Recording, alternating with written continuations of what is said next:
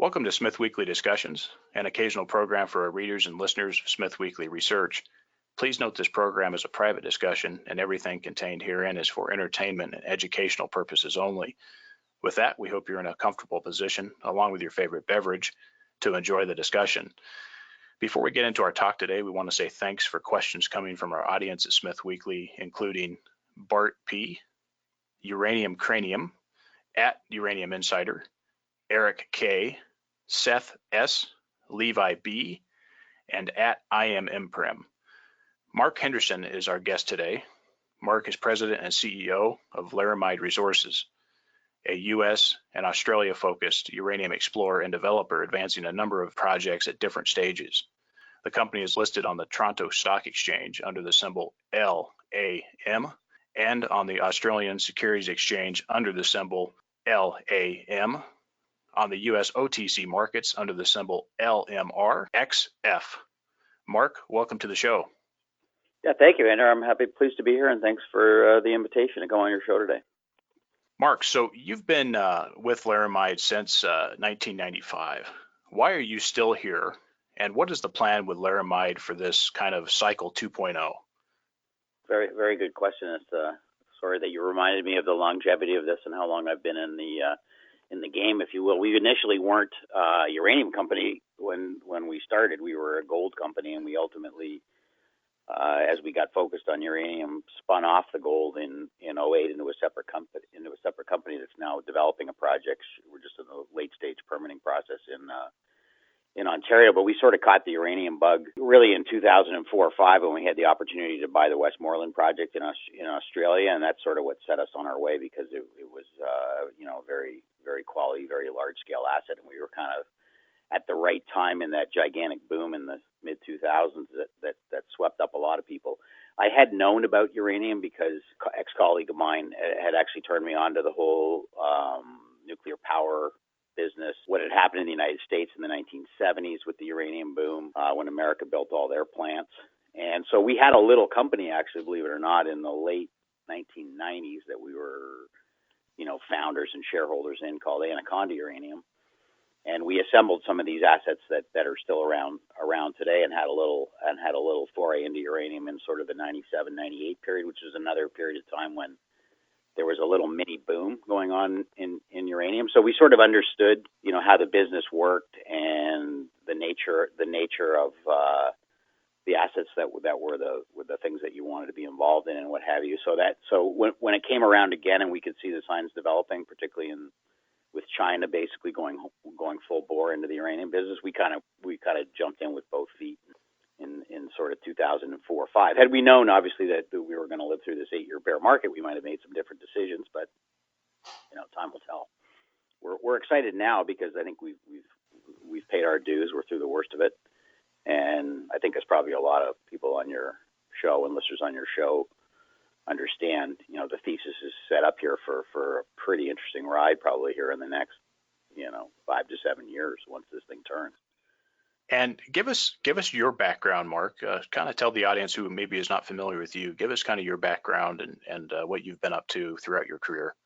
Well, so I'm a business financial guy. I came into this whole resource business. Honestly, my family had some involvement in it, and so I've been in it, almost continuously from the start of my career. I have an economics background and a CFA. I've been involved in some other companies that have been successful, including a company called Mine Finders that ultimately developed a big gold project in Mexico. We also had a big gold-silver thing called Aquiline back in the last decade as well that ended up being involved in the world's largest silver discovery called Navidad in South America and Argentina, and that got sold to Pan American Silver about a decade ago for $600-700 million range. So we've been serial kind of entrepreneur developers of these kind of assets. And as I said, had we known the uranium business was going to be this long of a developing story, we might have made some different decisions. But having said that, I think ultimately, I'm very excited about the caliber of what we own and about the potential here, because one of the things that differentiates this particular sector vis-a-vis all these other commodity sectors and what have you is there's very few players in it now, and there's really very few assets that matter. And so, we think we own some of those, and so we're pretty excited about it. So tell us about, you mentioned some of the successes there with Mine Finders and the other company there that with the silver deposit, Navidad, which Pan American has now. Can you tell us about maybe where some failures came in and what you learned about those? Yeah, failures. It's more the things take too long to happen. They're just very long in developing. In my career, because I'm a business guy, I've tended to align myself with what I consider to be smart technical people. I haven't done a lot of projects, and the projects that I have tended to be involved in are ultimately producing at some scale. If it was anything maybe that I should have taken more swings of the bat, if you will, in terms of doing some things. And some of the things have ended up being maybe smaller than you'd like, but by and large, and they've taken longer than they should have. But that's sort of the nature of the beast when you're involved in developing commodity-related assets.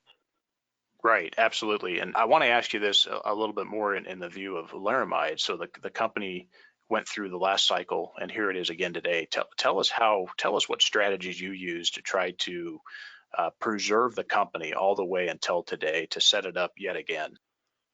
Well, that's a good question. I think part of what sort of allowed us to be what I call part of the survivor group. If people that listen to your show must know these stocks pretty well, and we had a crazy boom that we were on almost from the beginning. When we started, when we started back in 04, 05, we were probably one of, 10, 12, 15 companies around that were involved in uranium. And by the time that thing was over, we were at some number like 600 or 700, between the ASX and the TSX and AIM over in London and what have you. And then we've kind of winnowed down in the other direction back to where we're what I call the survivor group. We're down to sort of probably 25 companies. But because we had involvement at the time, we were never I personally was never solely only involved in this one particular company, which was fortunate. So I think you sort of have to be involved, have your hand in a few different things if you're in the resource development business, just because it is, it goes through these bear markets that last a long time.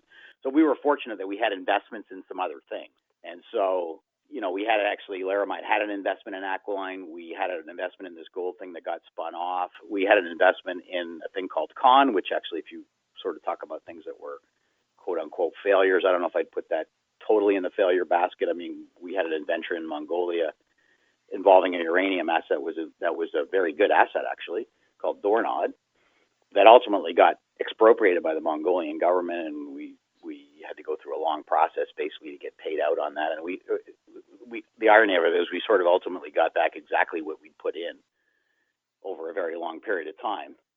And so, you learn a lot from that, but we had a big investment in that. And so we had a number of things that allowed us to get some other capital in other than by constantly taking dilution, because 8 years of not a lot of optimism makes it difficult to raise capital. And also the capital markets, the nature of the capital markets have changed pretty dramatically, I would say, in the last 10 or 15 years in terms of where you can source money for these types of projects. The active investors that just invest in resource names and things like that, it's really changed dramatically in the last 10 years or so with the rise of passive and ETFs. And so we've done a little bit of everything basically to survive. We had assets, we sold some, we raised a little bit of money opportunistically, we turned the burn rate way down. It was basically a little bit of everything in order to get to this place. Now the cap structure has obviously expanded over that period of time. I mean, this was a company that had a $700 million market cap, something like that, in 06, 07, probably with 50 or 60 million shares out. It's now got 130 million shares out roughly. But I would say today, actually, ironically, I would say the asset base of the company today is better than it was in 07. I mean, certainly we're farther along in the project development. We own this asset in the United States that we didn't own then, that's very promising and very substantial. So it's really been about just trying to get to the other, to the light at the end of the tunnel. So that's sort of, we decided early on when the 12 to 18 month penalty box idea that how long we were going to be after Fukushima didn't work out. And you've seen we've had a number of false starts on the spot price and on the whole inventory imbalance issue getting resolved. And so after every one of those false starts, you just start to understand that you need to find a way to get to the other side of the valley, and then so everything's kind of been driven around that. But at the same time, we decided that we wanted to come out of the other side of the valley stronger than we went in, and I think we've been able to do that here in the last couple of years because we were able to go and acquire Church Rock, where we just used to be a royalty holder on that asset, so we knew the asset. At this point in time, we now own the asset. So. Yeah, no, that's good stuff, and I appreciate your comments on that. So I want to move on. Section 232. What's your take on outcome? Hard to speculate on that. I mean, I do think whatever happens directionally, it's got to be positive certainly for the uranium price, because even if they don't do anything, I think the consensus is that there's a lot of pent up utility buying that needs to happen that hasn't happened because people are unsure what the rules are going to be. So we do need clarity.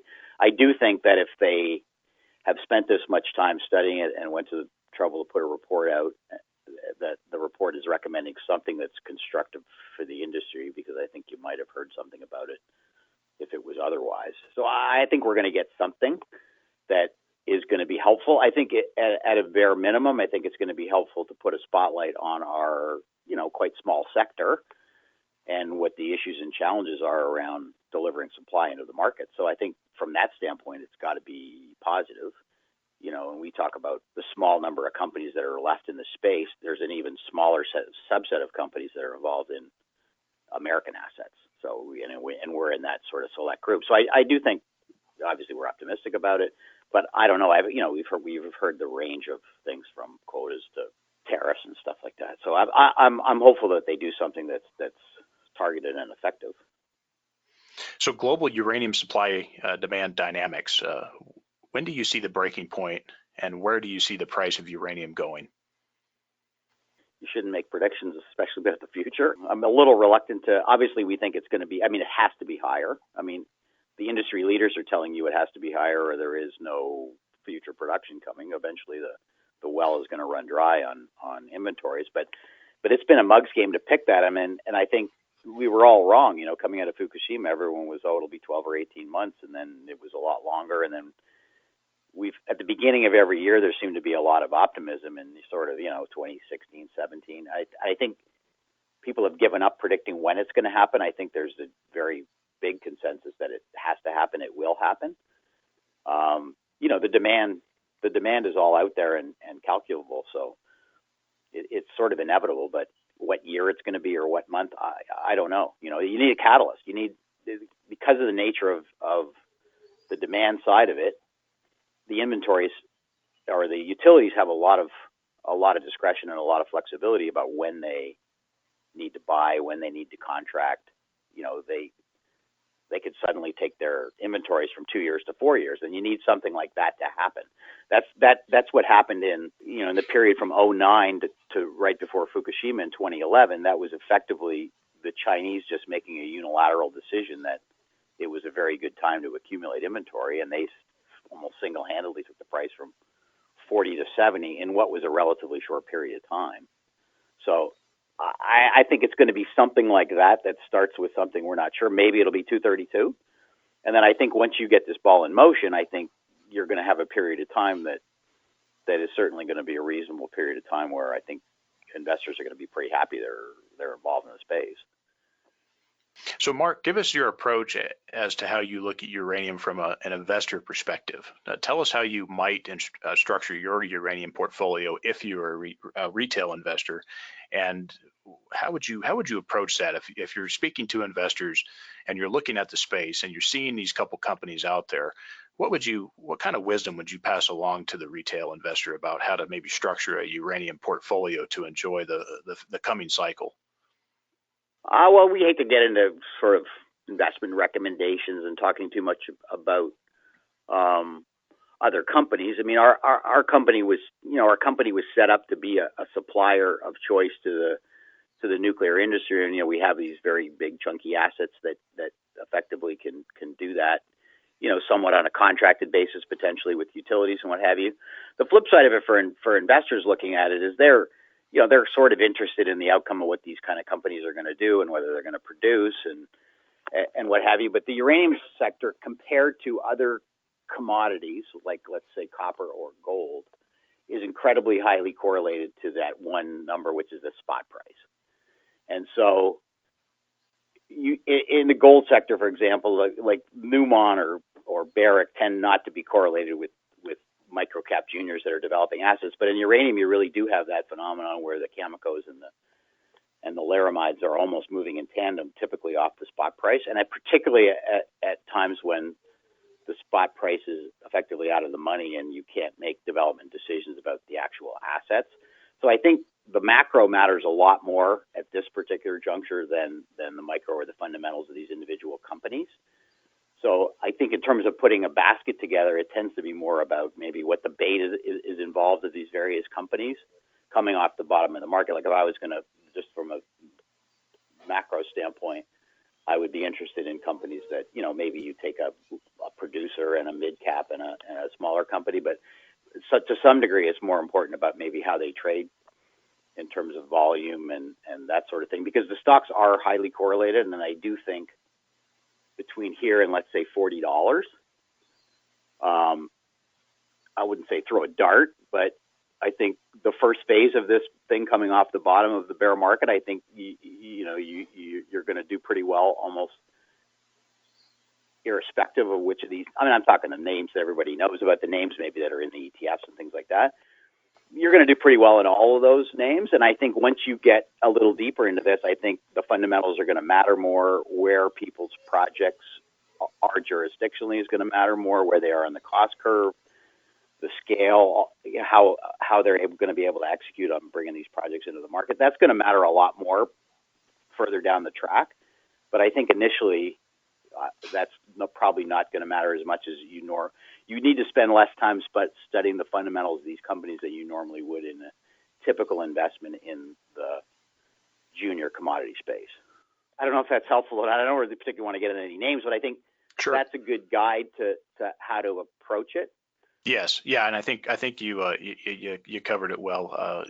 People should look at the various stages. The discovery, maybe stage companies, and of course, the development stage, the producing stage, and maybe some physical funds, that maybe hold uranium, and maybe look at a blue chip like Cameco. I mean, there's a number of ways to kind of structure that mix in the sector, and so I think you kind of hit on that for people, and we appreciate the info. So I want to talk Laramide, specifically the capital structure of the company. Can you give us the shares outstanding more or less at this moment? And then also, can you tell us about the ownership of those shares? Sure, Andrew. So I think I mentioned earlier, we're about 130 million shares out now. I own about 10%. I think the insider group owns between 10 and 14%. There's some big chunky ownership out of U.S. Family Office Hedge Fund that owns another 10. We've got some smaller funds and what have you, probably Australia, Europe, places like that own another almost 10%. And then you probably have a lot of, by and large, the rest of it's probably retail. And give us the info on cash in the bank, expected cash burn for 2019, and then also if there's any financings coming up and how you plan to handle company debt. Well, the one piece of debt that's out there is we have a convertible debt that's convertible at 60 cents. The stock price now is about 40. That's not convertible till 2021. That is held by the hedge fund family office, effectively. That's one of our biggest shareholders and supporters. So, we don't regard that as anything particularly. We would expect that in the ordinary course to just be converted. It has a 7% coupon, so it's not particularly expensive. And then cash, we've let the cash run down a fair bit ahead of this 232, partly because, so there will be some kind of a financing done here in sometime in 2019, ideally post the 232 decision, which we're a couple weeks into the timeline that they have available to them, partly because we really want to see clarity around that outcome, and partly because if that outcome goes in certain directions, you may have an interesting scenario where the U.S. utilities that sort of haven't typically been a source of capital for the uranium business, there may be something interesting to be done there, and we don't want to foreclose on any of our options. And we also, in the run up to this 232, we've had a lot of interest from a lot of different players. And so we really don't want to do anything on we'd rather do something more meaningful on the back of understanding what the landscape is than do something small, which is the other way we've been getting through the last few years. We've been tending to do smaller placements, and so the cash balance is much lower than maybe people would like to normally see, but incrementally it hasn't really mattered, and we've always had access to capital. So the cash right now is under $1 million, but we're not too worried about that because we've got, and we have had for the last 6 months, particularly since this 232 thing kicked in, we've had an awful lot of inbound offers of financing on one sort of. So something's going to get put together, but in a perfect world, it'll get put together post 232. And give us the management team. Tell us about some of the key folks there at Laramide. So it's a very small team. So myself, the other folks other than myself that are really key, we've got a couple of pretty important guys down in the U.S. that are really all on sort of consulting type arrangements that have deep experience in the uranium business, including on the permitting side.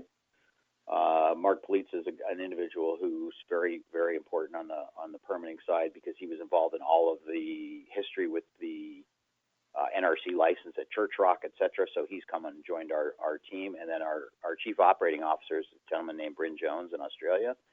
And he is a chemical engineer by background and ran the original Beverly ISR uranium mine in South Australia. And so we have the expertise essentially in place when the time comes to build these projects. It'll effectively be a matter of sort of scaling up from a very small team to a much bigger team when market conditions permit. So we never, because of the nature of where we were in the cycle, we never sort of got scaled up to build something. So we never had a big team that had to get shrunk. We basically had a pretty small core team all along. But it's a highly experienced team, and that includes the people that are on the board of directors. We just added a gentleman named Rafi Babicki into the board of directors, and he's an ex-Areva corporate development guy, ex-uranium investment banker, and also is a director of fission. And so we think we have a small core group of people that are the right skill set and set of experience and everything to kind of go hard at this once conditions are right. And Bryn Jones, so he is involved with DevEx, Salt Lake Potash, and Foss Energy, which Cameco has a 75% partnership there. With Cameco, we know that Gitzels sits on the board of Mosaic. What is Bryn doing at Laramide, and what are your thoughts about recovering uranium from phosphate and fertilizer production operations? Well, on that latter, I mean, I'm no expert on it. Bryn's obviously been involved in it. I mean, it's a joint venture with Cameco. It was their initiation to start that, is my understanding of it. It's quite interesting, and it has been done before. So what people need to understand is it's not really new. They put a new twist on something that had been done for quite a long period of time. The Florida phosphates used to produce, I believe, something, I think this is in the 90s, they used to produce on the order of 3 million pounds a year from some of those Florida projects. And so I think what they've done is basically a new twist on the old process that they've somehow managed to patent. And I think there's a lot of potential for uranium to be extracted from phosphates, if conditions were right. But you obviously need a big phosphate deposit that you have access to in order to do that. Whether that happens or not, who knows? Okay. It's an interesting project. I mean, that's the thing about uranium, and I think that compared to some of the other commodity or mining, if you will, sectors, people sort of don't appreciate necessarily the various different methodologies where all of this uranium comes from. We produce, 140 million pounds a year, and it comes from a variety of things. Some of them, you have the one extreme, you have the incredible high-grade stuff in Saskatchewan. At the other extreme, you have 70 ppb coming out of Olympic Dam as byproduct, and there's 10 million pounds a year or whatever. So, and in between, you have Kazakhstan that makes all of their uranium out of moving water around, solution mining in Kazakhstan. So, it's very broader, much broader than, like, say, the gold business, where you have open pit mines and you have underground mines. Right. And so the phosphate is, you can make uranium out of seawater if you have to. Sure, absolutely. We know that's an expensive process, and it's unlikely to happen anytime soon on that side. But on this, given it's a byproduct coming out of existing phosphate operations, what would it take a company to kind of outfit to recover the uranium? And do you see at these price levels, given that it is a byproduct, do you see companies pursuing that? And do you see that as a threat to some of these really kind of a secondary supply source? I wouldn't be too worried about that. I mean, they could be doing that now if they wanted to in Florida. I think the public acceptance optics of understanding that their fertilizer had a bunch of uranium in it is probably more challenging than they want to address. So I don't think in the near term that's likely to be a competitive alternative. But I mean, I think if you look at the fact that Cameco was involved in that project, I think if you follow Cameco around and because they're the class outfit in the business, the biggest company in the business. They have probably the tier one assets, some of the smartest people. If you followed them around exploration wise and look at the various things they went into, anything that looked like it could be a competitive challenge to Cameco in terms of production, they went there. So they went to Peru, they went to Paraguay, they're in the phosphate because it might work. They're in Silex because the global enrichment thing might produce byproduct that would be competitive to the mine. So if you look at what they did as part of a business strategy to understand what the competitive threats were, that's a good way to look at it. But a lot of these things, none of it's eventuated into a lot of supply yet. Maybe it will at some point in time. So I think the fact that they're there tells you, yeah, it's interesting, you better look at it, but is any of it coming anytime soon? Doesn't look that way. I mean, the Silex scenario, people thought that was a gigantic competitive threat, and there was a time when people thought that was a looming kind of thing that was going to happen at big scale. And, it's just kind of fizzled. It seems like it's fizzled for the moment. And the capital cost of a lot of this stuff is just, it's not there. It's not for them to spend the money and develop infrastructure to be able to put these methods and processing methods into effect. It doesn't happen overnight. And so I don't see that any of these is really a concern for this cycle and the very close problem with supply. Who's going to fill that, and who's going to be able to get the production out of the ground and get it through the fuel cycle process and over to the end user utilities. And so I just don't see that any of these other technologies, if you will, and methods coming out and being deployed without significant capital expense and really time needed to put all this stuff into place, because none of it exists now as far as infrastructure on a commercial basis that's notable. So that's my view on it. But well, let's move on, Mark, for another one. So can you share with us at what price you own your shares, and also can you tell us how management is aligning themselves with shareholders at current prices? No, I really probably couldn't tell you what price I own the shares. I've been involved for so long, and frankly, mostly been a buyer. I can't remember ever really selling any. Maybe a little bit. Probably a decade ago, I sold a few shares. Probably in the teens. So I'm certainly not interested in selling any down here. I don't know that we're going to go back into the teens, but certainly there's no reason that we, in a better market, that we won't be back at market cap in the hundreds of millions of dollars, which would be obviously a very nice move from where we are. I own a lot of it. I think the insiders tend to own a lot of it. I don't think we're doing anything particularly different at the moment that we've always done in terms of shareholder alignment. The folks are on modest salaries and stuff like that until industry conditions make that something that you can address. I think we're a pretty shareholder friendly company. We've never done a rollback. We've never repriced a stock option. So I think in terms of governance things, I think we tick most of the boxes that people would want to see ticked. So the company is on the TSX and the ASX with an OTC pink listing. Is there any plans to bump that OTC listing up to a QB or QX? Not at the moment, Andrew. I do think the AXX thing was sort of a bit of a failed experiment, if you will. We did that 2011, 2012.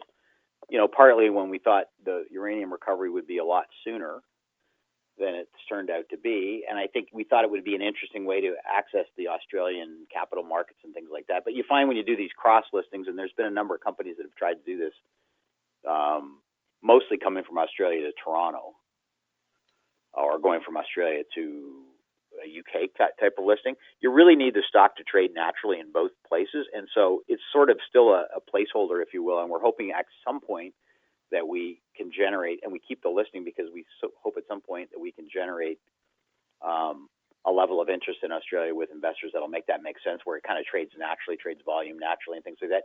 We probably realistically need to either do a financing down there or to buy another company that has a share float down there where it already has a natural shareholder base. The few companies that did it successfully, Paladin was really one of them, that went back in the day when they had a cross listing, and they traded almost as much in Australia as they did in Toronto. But that was partly because, John Borshoff was sort of a tireless promoter of his company and just traveled endlessly and managed to develop a market without having to do that, without having to buy a company in Canada. And so there are ways to do it. And it's interesting. I think if you can get that market developed, it helps. We haven't suffered in being in Toronto from not being American listed. I don't think, partly because there's so few names, and partly because Toronto's considered to be a resource market where things trade naturally and there trades lots of volume. So at the moment, there isn't any thought of doing that. Sure. Yeah. And, if you're already on the big board, which you guys are, and that's a nice piece, that's a nice feature of the company.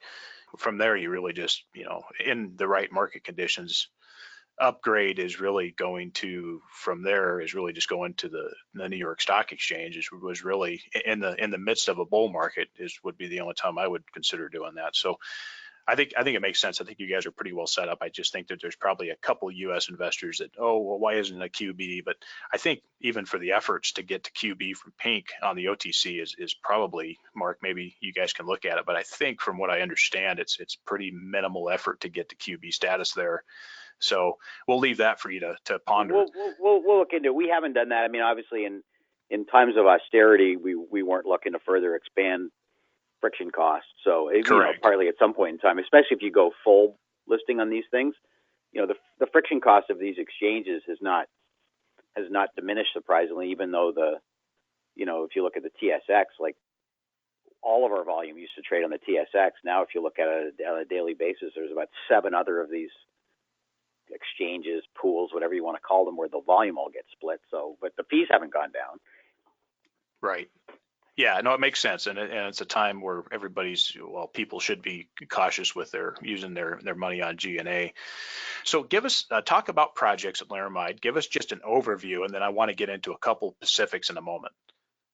Yeah, so we have 2 big chunky projects that we think are things that are obviously going to be part of the future supply mix.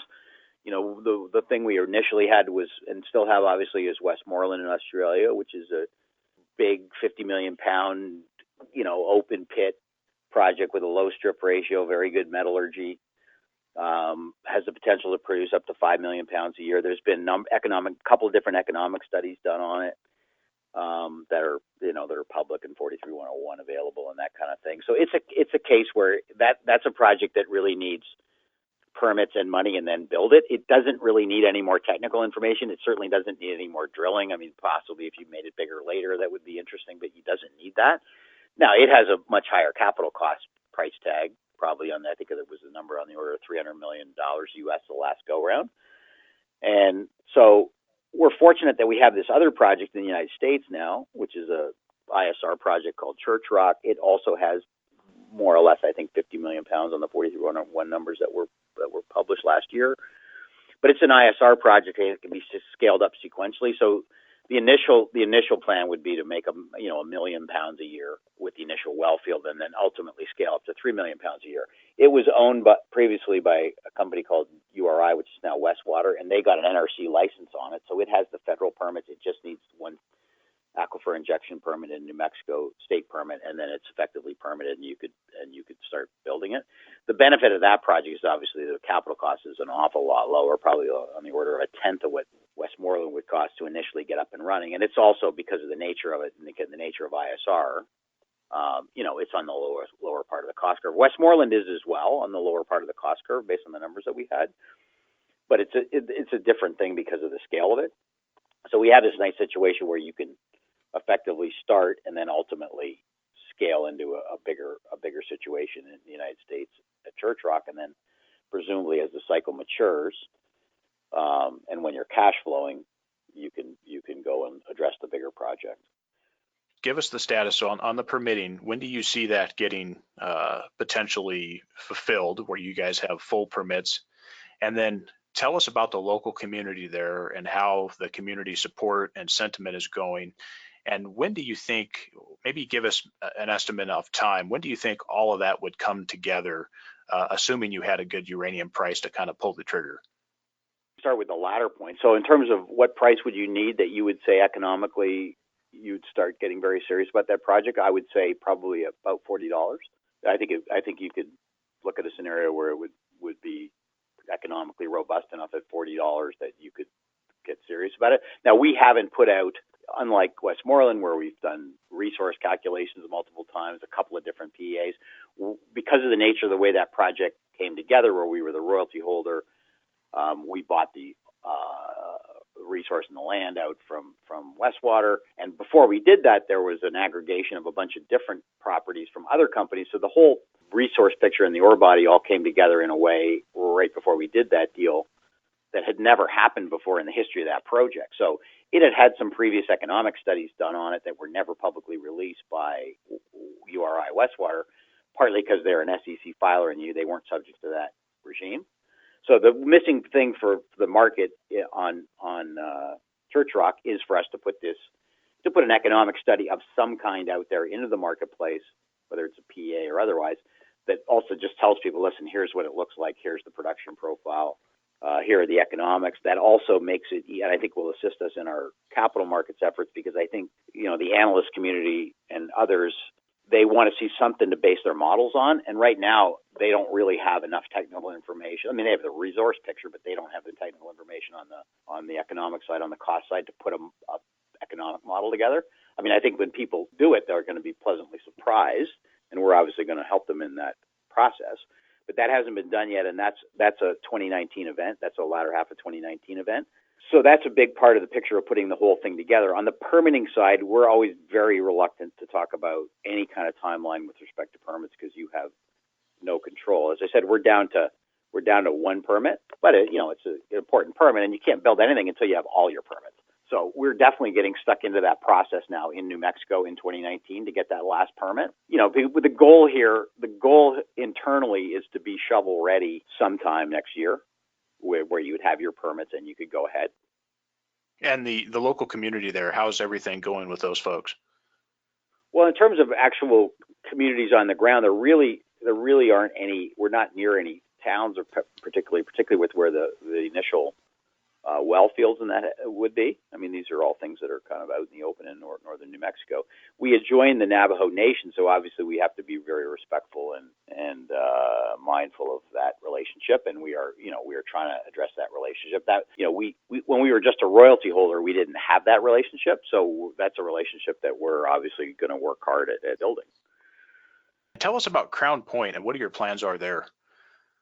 Crown Point would be a secondary producer. The way the project would roll out is we would definitely start at Church Rock, and they're about 25 miles apart. So Crown Point is, and where the NRC license allows us to build a recovery facility is in Crown Point, which is a small community. But we would ultimately do that sometime later. So our plan would be on the initial production and on the initial well field, to basically make loaded resin and put it on trucks and take it to a secondary recovery facility. And so we wouldn't have the capital costs associated either with the plant, but you would add some costs for effectively tool milling. And so that would be the nature of the plan, whether that's in phase 2 or phase 3. Ultimately, we'll build our own.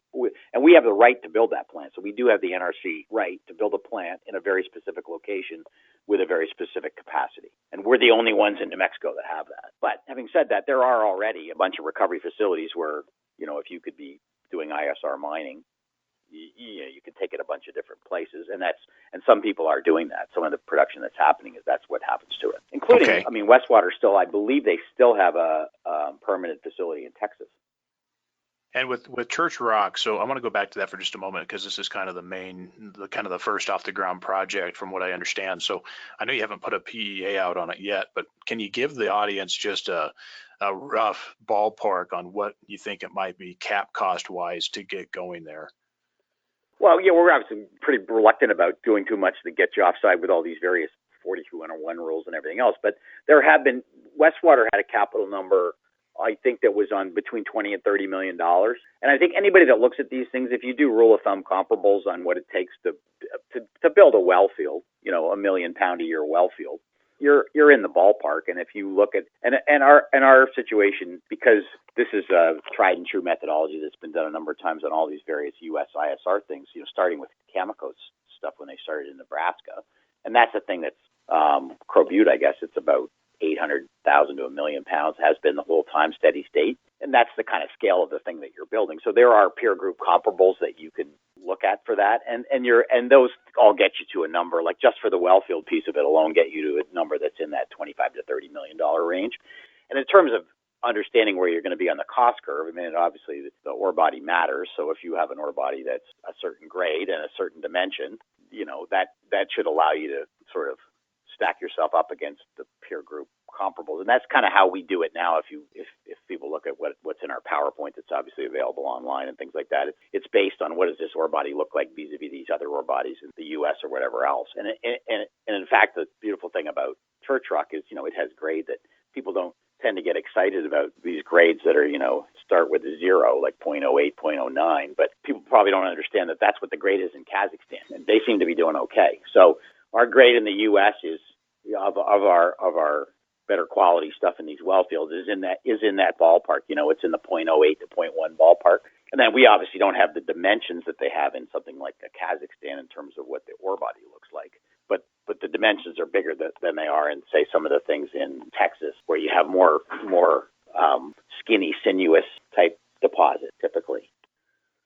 Now I want to move over to Australia for a moment. So you've got the Westmoreland project and the Murphy project on the border of Northern Territories and Queensland. Now, what's your thoughts on what you're going to do with Murphy being in Northern Territories? And then what is your thought on Queensland as far as getting their act together at the government standpoint to allow mining of uranium?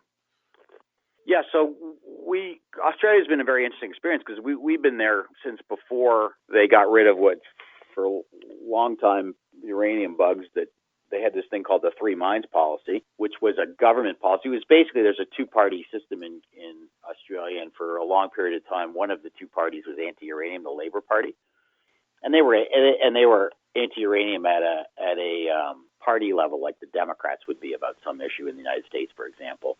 And then what happened is they went away from that at a party level and then just kicked it down to individual states to whether they had a position on this particular issue. And so we're left with two state governments that still, the individual labor parties in those states are still not really favorable towards uranium. And that would be Western Australia and Queensland, basically the places where there's an awful lot of uranium potential.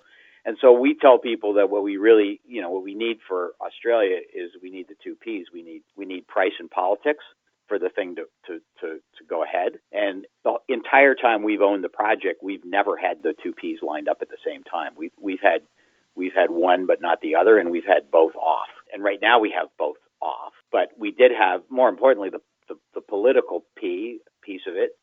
We had a window of time from 2012 to 2015 where Queensland was probably the most pro-uranium place on the planet.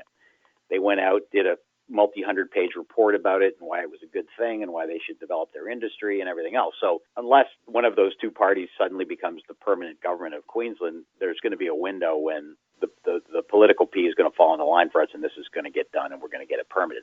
That's what happened in Western Australia. They had a window where they had 6 years of positive politics, and everything got permitted. So those projects in Western Australia are all sitting there. They're permitted, but they don't have the price P. So they need, and because most of those things are probably higher up on the cost curve, those are going to be things that ultimately I believe will be in the supply mix long term. But they're bigger scale. They're owned by, some of them are owned by Cameco, for example. And so most of what we need to do is really just let the natural course of democracy work, and there'll be a window of time when we'll be able to do it. We haven't spent a lot of time trying to change the minds of the particular Queensland government today, because even if we could, what are you going to do at $25? So our focus has been on keep the asset together, do as much as you can. And our move into the territory was partly to say, listen, everything's on a low ebb. We were in an opportunity where we had a joint venture with Rio Tinto on essentially the extension of that entire uranium district as it went into the territory that's never really been explored in any meaningful way. And we had an opportunity to buy our partner out which is a pretty good partner, Rio Tinto, out of the JV, and consolidate effectively the entire district with playing the long view that at some point in time this is all going to be possible, and it's probably all one big production thing at some point in time. Obviously, we could go to the west there and find another uranium ore body, and maybe we develop it in the territory if we have that kind of success. So it gives you a lot of optionality on different things, but just from a strictly standpoint of doing a pure uranium exploration thing, if a single entity company owned that would be a pretty exciting thing to own in the right uranium market. And we certainly think, obviously, because we're probably the natural owner of it, because we own the rest of the belt, the rest of the prospective geology, that it was a pretty smart thing to do when no one cared about it. And right. So we're excited about it, and we actually we're starting to quietly get our plans together to roll that out and to do some exploration there. There has been now a bunch of geophysical work done there, and including a big airborne survey, big gravity survey. There was some stuff done at the governmental level to basically put together the whole belt technically. And so what we're doing right now, Andrew, is we're actually assembling all of that information so that we can put it in effectively like a 43101 format report, so we can tell people what the opportunity is there and what the targets are and what the recommendations are. But it's an exciting exploration opportunity. And obviously at some point in time, if there were no politics and you had resource on both sides of that political boundary between the NT and Queensland, then it would all be one big play. Interesting. Yeah, no, I think it's an interesting setup that's going on over there, and where you've got properties on both sides there. So I want to talk just long-term contracting for a moment. Can you give us any status on how the relationships are going with maybe a utility you're talking to? Has that started yet? What's the thoughts on the contracting process and how you guys might monetize when and if production commences there at maybe Church Rock? Well, in terms of putting the company together, the going back, the longer term thinking was something like a Westmoreland. You would absolutely have to have contracts, that you could get contracts. I do think that what's happened since Fukushima is the contracting market has really changed. And as you read Cameco's disclosure, they more or less kind of allude to that, and they're having even challenges getting utilities to commit for things like 10-year terms. So I do think there has been a change in that, and the number of players that are interested in contracting with you has probably changed. Like, we always set the company up with the view that we would be the supplier of choice for the Western utilities, and there were enough of those, including Germany and Korea, France, etc., all the American players.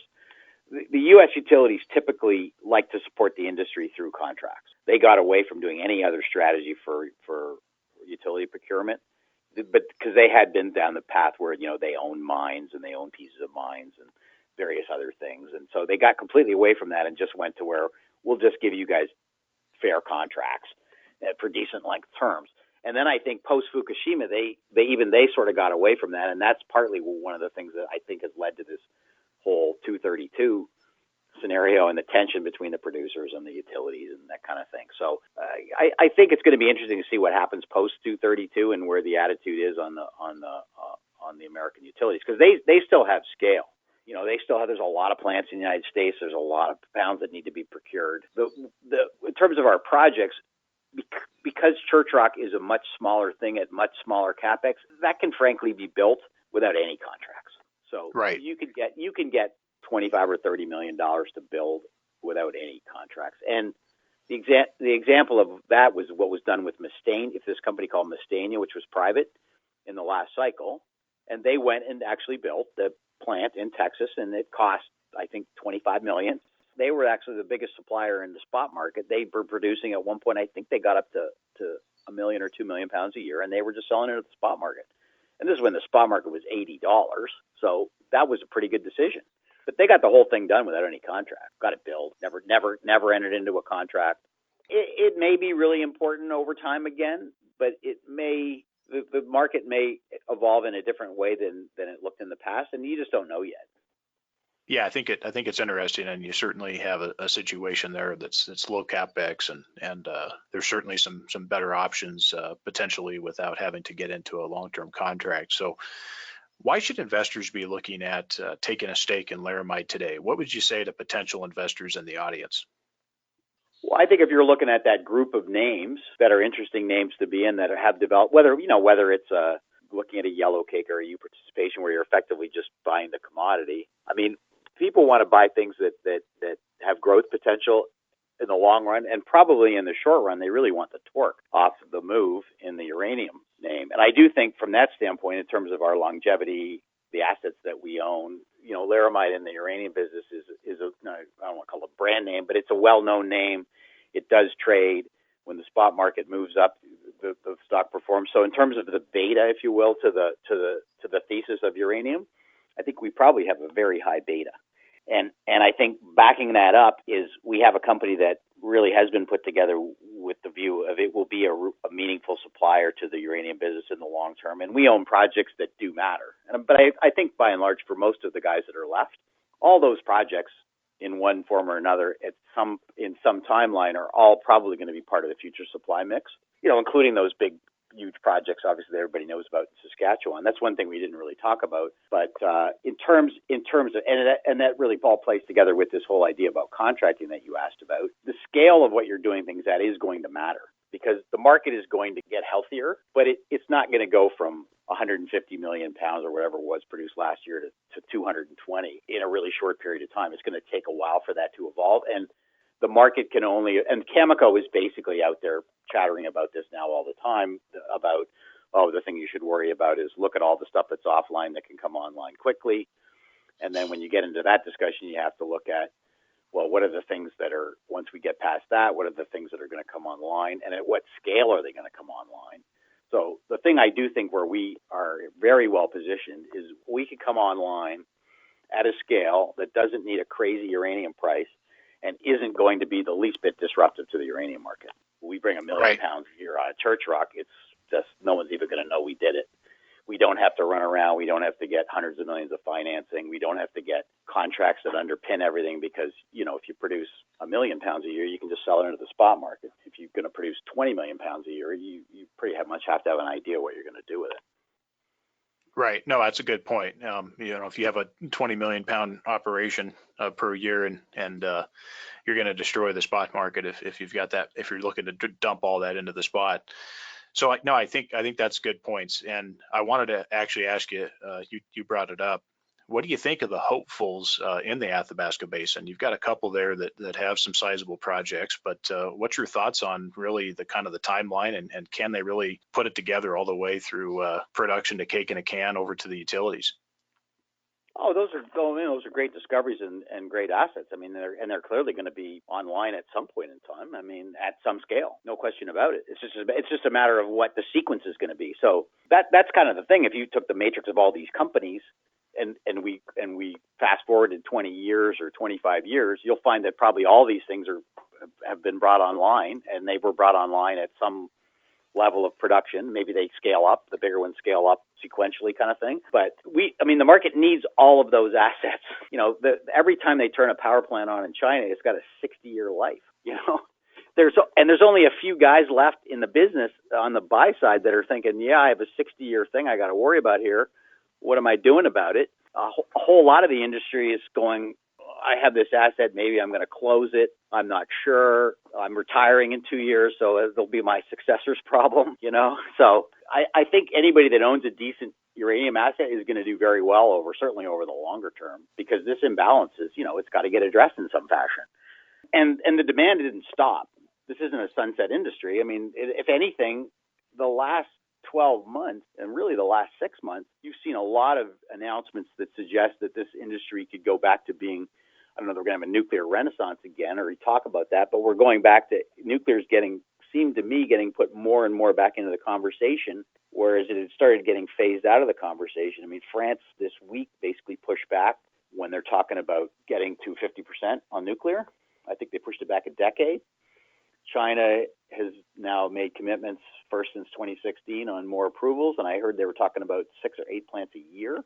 Like the demand is going to go from being something that's really modest to something that's more than that. And we get out to 2025, we can't supply that now. So this thing's going to have to get into gear at some point here to address all that. And so those projects in Saskatchewan, there's no doubt about it, they're coming online at some point in time at scale. But they're probably some of the projects that there's going to be obviously more thinking on it about how that happens, at what scale they come on. I mean, I can't imagine that there won't be end users involved in ultimately any ownership and things like that, but that's kind of natural. If you look at the existing big assets in Saskatchewan, there's partners. There's partners that need the fuel that are involved. Yeah, I think it's interesting. And what you said about the tensions that are building up in the market, there's certainly a lot of that going on, and there is a breaking point coming at some point in time going forward. So how can investors reach out to Laramide for more information? Well, our lines are always open. I'm always happy to talk to investors. We're a very shareholder-friendly company. We're Laramide.com. We have a website. I think the current information is very current. We're trying to get out and be a little more active talking to people, which we haven't done for some time. So I'm delighted for the opportunity to talk to you today and just talk a little bit about it. I mean, we went a little bit quiet on the marketing front. That's because you could sense that the industry had cried wolf a little bit, in terms of it's right around the corner. At some point, they start tuning you out. And so the good news is I think people are starting to tune back in, and they're starting to get interested. I mean, we've had an awful lot of inbound interest in the last 6 months in what we're doing. It tells me that's another good sign that we're probably really getting closer, because we're getting inbound. We're not doing outreach. And Mark, is there an email or can folks just contact you through the website? Yeah, no, I think, Marc at Laramide.com, M-A-R-C at Laramide.com, anytime. Happy to do that. I'm delighted to talk to shareholders. We're a shareholder, as I said, we're a shareholder-friendly company, but we really like owners. I much prefer shareholders to be owners than renters. So particularly the guys, the long only players, and the people that are getting on board to actually see this thing play out. Because I do think you have once this starts, you're going to have a decent long period of time on this cycle. Well, Mark, I really appreciate you sharing the information with us and coming on and talking about Laramide today. And we really look forward to watching the progress of the company. Yeah, no, my pleasure, Andrew. And again, thanks for having me on.